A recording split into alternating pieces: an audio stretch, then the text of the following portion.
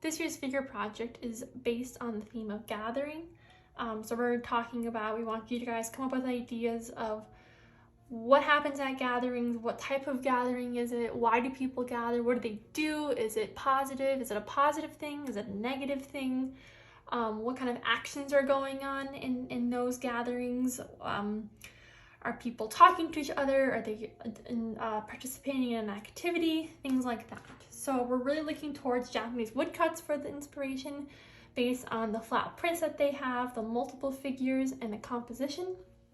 And then we're going to also talk about another artist named Zoe Frank. Zoe Frank is a painter today. She is she's based in, I think, California. I'm not sure where exactly, but based in the US. She paints really crazy multi-figure paintings like this, plus some other still lifes we're going to look at.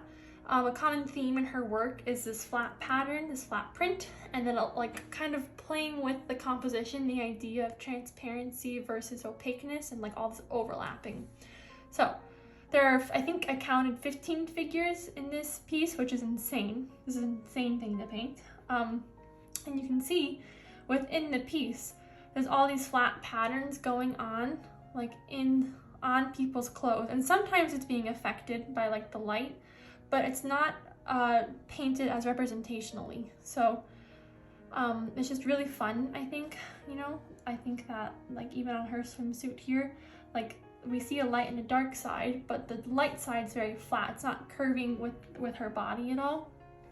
But then some things are, like, you know, the ball here and the fish and things like that. I also like in some of the figures, like this blockiness of the legs. She's putting all this blue in the legs because of the reflected light, and then sometimes she kind of cuts through, like through the figure, and kind of interrupts the form of it by using other ideas of form going on. So she has this like transparency, opaqueness theme, and then this very flat pattern. This is some type of pool party. Obviously everyone's in like fun swimsuits, fun patterns, like he has fun trunks on. And then in the sky as well, there's tons of pattern going on in here. And then something that's really important to think about when you're painting something that's multi-figure is overlap. Overlap really makes things look realistic. So all that means is someone or something is in front of another someone or something. So I can't see anyone's full body, I think, except for just hers in the front. Everybody else is cut off somehow. I can't see their full legs or their arms or their face, or something's going on that's like covering up them. She's the only, and even here, I can't see her arms or her hands or her feet because they're getting cut off. But super fun.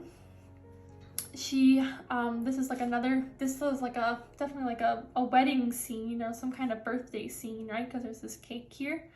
And then there's other fun patterns going on.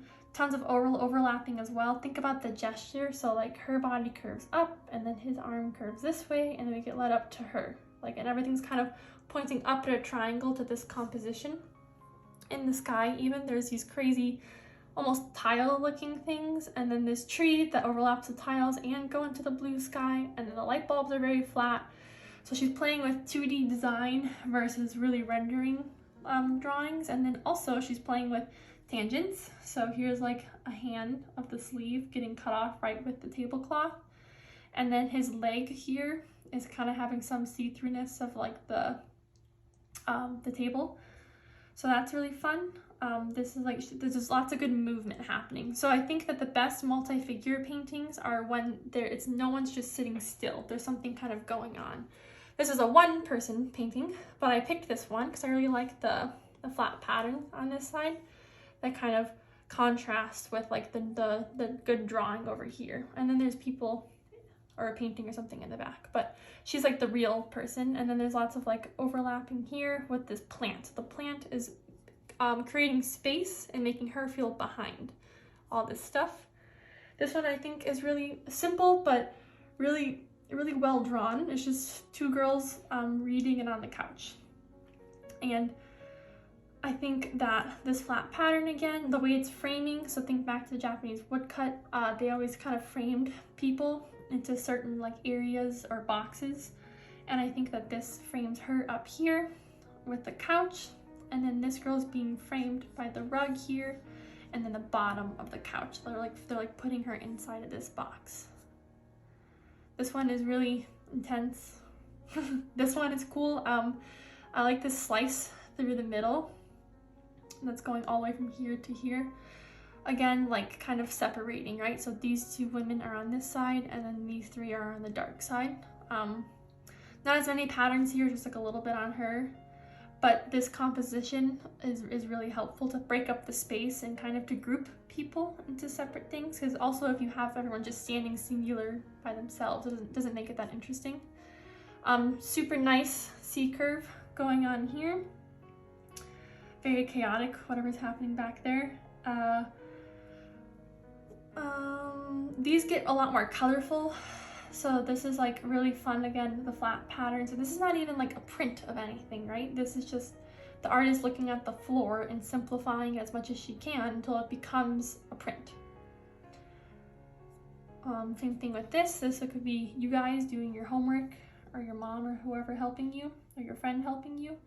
And then look at all these like ways she simplified all this stuff and made it really interesting.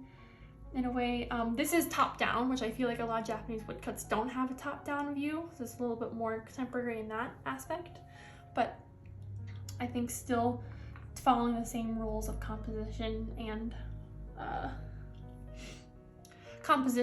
like grouping people together. And then this one I think is really nice because it invites you into the space. It's very empty on the bottom, and then look how like tiny these people are up here compared to the rest of the environment. So as well as the theme of gathering, you also want to think about what is the space these people are going to be in. Is it going to be indoors or outdoors? Is it going to be like together with people, or are people going to be separated from each other? What's like the mood you want to create? Really fun wallpaper, and like the print on her dress here. This one I picked because it's fun, this skirt, how she kind of like didn't finish that. Same with him.